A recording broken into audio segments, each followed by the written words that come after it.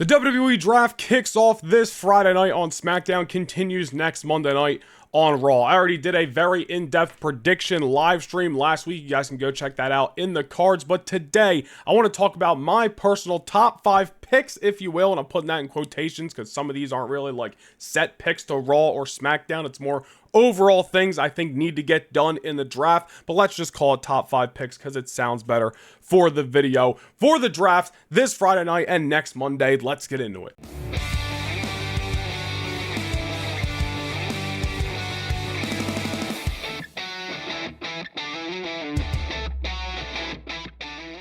All right, let's start this off at the top. One thing that I think is very high priority, at least for me, in the WWE Draft is to finally separate Cody Rhodes from the bloodline. And you may say that they've technically been separated this whole time. It's just WrestleMania season that they've been linking back up over the last 2 years. That is a fair estimate. I will say this. Cody versus Rock, I think definitely happens eventually. SummerSlam, Saudi, WrestleMania 41, whenever it's going to happen, Cody versus Rock will definitely happen. The thing is, The Rock doesn't need to be on Raw or SmackDown, any brand ties to make that happen. If Cody's on Raw, Rock can show up on Raw. If Cody's on SmackDown, Rock can show up on SmackDown. He's The Rock. We know that. He has that privilege. It's like John Cena. You're not drafting John Cena. Just whenever Cena shows up, he's going to show up wherever he's needed. The rest of the bloodline, however, and I'm just kind of grouping everybody in here regardless of who's technically in the bloodline and who's not at this point, but I'm talking Roman,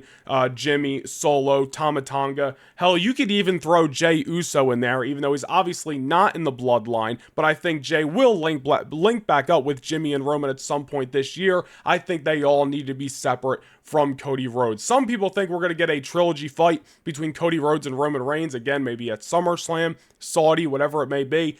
I personally don't think that is needed. I don't think there's any purpose in a Cody versus Roman match. Roman's just going to be taking another loss that, quite frankly, he doesn't need to take because, in my eyes, Roman's probably never going to be WWE champion again. And I don't see Cody Rhodes losing the WWE championship till either WrestleMania 41, right after WrestleMania 41, or depending what his WrestleMania match is, maybe he'll lose it end of 2024, beginning of 2025, depending on what the match is and what the story calls for WrestleMania 41. But all those, logistics that I just said, it really all comes down to Cody's not losing the title anytime soon. I don't need to see Cody versus Roman again. I don't need to see Cody versus Solo, Cody versus Jimmy, Cody versus Tama Tonga. I think the bloodline, in my opinion, should go to Monday Night Raw, and Cody Rhodes should be staying on Friday Night SmackDown as the WWE champion. And I'll talk more specifically about Cody in a second, but the bloodline on Raw, I think would just be a nice mix-up, man. You can send Sami Zayn and Kevin Owens and Jey on that brand with them because I think there's going to be a lot of tie-ins with that group of people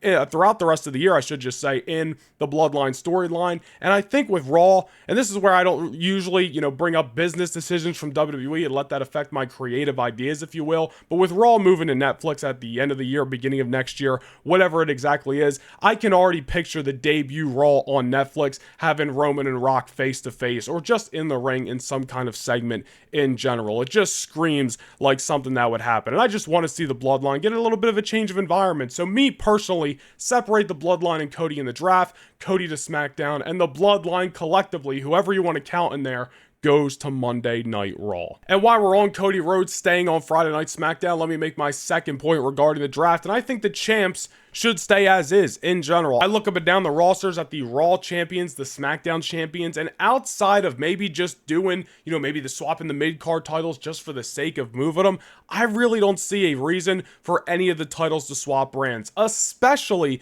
now that they just switched over the tag team titles, so the World Tag Team titles match with the rest of the titles that are on Raw, and the WWE Tag Team titles match with the rest of the titles that are on Friday Night SmackDown. Again, maybe they switch Sami Zayn and Logan Paul, but with my thought process of the bloodline possibly moving to Raw, well, that would call for Sami Zayn, in my opinion, to stay on the red brand as well, because I do think Sami will get involved later this year with the bloodline storyline. So I think Damian Priest, your World Heavyweight Champion, Becky Lynch, your Women's World Champion, R-Truth, and The Miz, your World Tag Team Champions, and the Intercontinental Champion, Sami Zayn, stay on Monday Night Raw. As for Friday Night SmackDown, the WWE Champion, Cody Rhodes, stays there.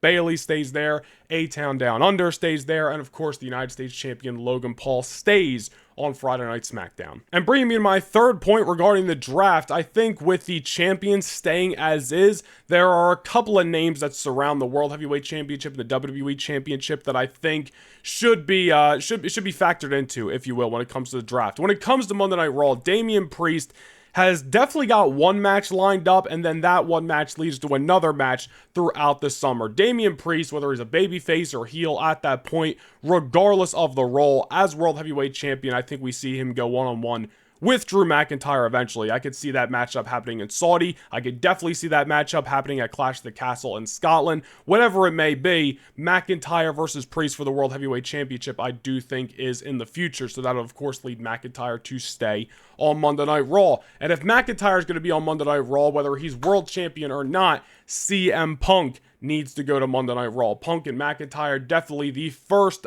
situation, the first match up for Punk when he is cleared to go. That could definitely be one of the main events for SummerSlam in August in Cleveland. So CM Punk, Drew McIntyre, I think with Damian Priest, as the World Heavyweight Champion, staying on Monday Night Raw.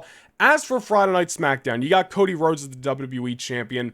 Obviously, like I said earlier, a match with The Rock definitely in the cards regardless of what brand Cody's on, but there is two top feuds that I think everybody wants to see for Cody Rhodes as the WWE Champion. One of those is Randy Orton. I don't really need to explain that one. Cody versus Orton, the history is there. Orton doesn't even need to turn heel to make the match happen. There's tremendous amounts of history. You can create a little beef over the WWE Championship. Cody versus Orton, I think, sells itself. You have the option to turn Randy Orton heel, but I don't think it's necessary. And quite frankly, there's a chance that the WWE fans at this point don't even want to boo Roman Reigns, because he's like Edge a few years ago when he turned heel, and it was just like, I mean, all right, we'll go with it, but nobody was really booing Edge like that, because he's just gotten to the point where people just love and respect him that much. They're, regardless of the role, Orton versus Cody, Orton I think should stay on Friday Night SmackDown. But somebody who should move to Friday Night SmackDown is the Ring General Gunther. Gunther, regardless of if he wins King of the Ring or not, which of course he is one of the front runners to do so. Cody versus Gunther, a match that people are clamoring for. We've only seen them exchange in the Royal Rumble the last 2 years. Cody and Gunther for the WWE Championship, I think, just writes itself. That's another possible main event for SummerSlam. Hell, that's a matchup. And same thing goes for the Randy Orton match. Two matchups that I could see being the WWE title match for WrestleMania 41 next year, depending on how things play out. Gunther and Orton being on the same brand as Cody Rhodes, so wherever we get those matches and feuds, we can get them, I think is very important when it comes to the draft this Friday and next Monday. Now I want to talk about NXT, and that's going to lead us to our fourth and fifth points to make in this video. NXT is apparently going to be more involved, I should say, with the draft this year. Of course, we've seen draft picks come from NXT in the WWE draft in, many of years, but NXT has never really been involved themselves unless it was just getting their roster rated, right? But they are clearly kind of advertising NXT is going to be involved. We don't really know the rules of this draft yet. I doubt Ava, the GM of NXT, is going to be up there making picks every round, because if that's the case, what is stopping her in a storyline perspective from drafting Roman Reigns to NXT? And that's obviously not going to happen. So I don't know how NXT's involvement is going to be, but I assume they're going to get a couple of picks. And with all the rumors that WWE really wants to establish NXT as a third brand yet again, which I think they've already done over the last year and change and really revived it from the death that was the end of the Black and Gold and NXT 2.0 era. NXT's in a good spot right now, but if they want to take it to the next step, yeah, let's add some more established names. Granted, before I get into that, they can do that anyway with just, sending some Raw and SmackDown guys down there when needed. But if they want some established guys that are going to be on NXT every week, regardless of whether they're on Raw or SmackDown, maybe they're just going to be on NXT, I can't really argue that. How they're going to go about it in the draft remains to be seen. But there is one name specifically that I want to mention here that I think would be best used after the draft for NXT. Shinsuke Nakamura, former two-time, I believe, NXT champion. A guy at this point in his main roster career is probably not going to be a world champion. That's nothing against Nakamura. I just don't think that's in the cards. He could obviously be a main event player. His series of matches with Seth Rollins last year, a great storyline. Hell, a lot of people were calling for Nakamura to win the belt during that series of matches last year. It didn't happen. I just don't see Nakamura. Not that there's not a role for him on Raw and SmackDown, but like even just the last few weeks, we've seen him lose to Sheamus. We've seen him lose to Ilja Dragunov. Nakamura can be used on Raw and SmackDown, but his best fit at this stage in his career, I think, would be to go to NXT. I can already see, whether it's at Battleground or Heat Wave, which I think is Money in the Bank weekend in Toronto, I could already see Nakamura and Trick Williams for the NXT Championship. And I'm filming this video, by the way, before NXT on Tuesday. Trick is fighting Dragunov tonight. I assume Trick is winning the belt. We'll talk about Dragunov in a few moments, but Nakamura, I think, when you look up and down the main roster, and maybe there's a couple other names as well, don't get me wrong. I love Karrion Kross, I love the AOP, but if there's not going to be anything for them on SmackDown or Raw, send them to NXT full-time. I think they could really help that brand and be some legit names on NXT. But Nakamura, the guy who sticks out to me, and I think a lot of other people as the guy who could really help NXT go to that next level, be in those main events, fight for a championship, and actually maybe even win the NXT Championship or the North American Championship or whatever it may be. Nakamura, I think, could be a game changer for NXT. So I would send Shinsuke Nakamura down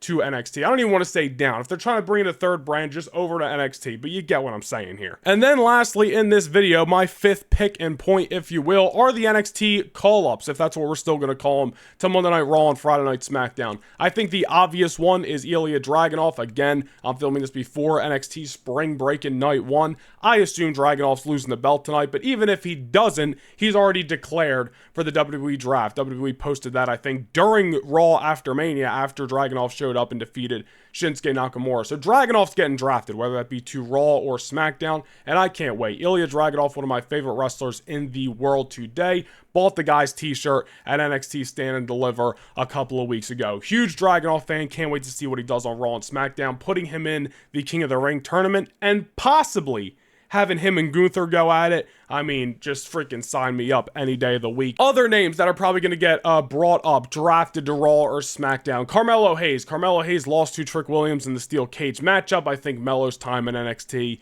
has absolutely come to an end. He has done everything there is to do, main evented several premium live events, put over Trick Williams, and has really handed the baton to Trick Williams so he can be that next guy to lead NXT. Carmelo Hayes, and he's already had some main roster, showings, if you will. He's been on SmackDown a couple of times, dating back to the end of last year, early this year. Was in the Royal Rumble match, I believe, as well, if my memory serves me correct. Carmelo Hayes definitely going to be drafted to Raw or SmackDown. A name that I think there's a little bit of a question mark on, but I do think would be a huge benefit to the women's division right now, is that is the current, at the time of filming this video, I believe she is also defending her title tonight, so maybe she's going to lose it. The NXT Women's Champion, Roxanne Perez. Now, she just won the title at Stand and Deliver. On top of that, though, she was on the Raw after WrestleMania. I believe she defeated Indy Hartwell. I don't think that was done on accident. I think that was done on purpose to kind of get Roxanne Perez in that spotlight. So she might get drafted to Raw or SmackDown. And I think Roxanne Perez versus Bayley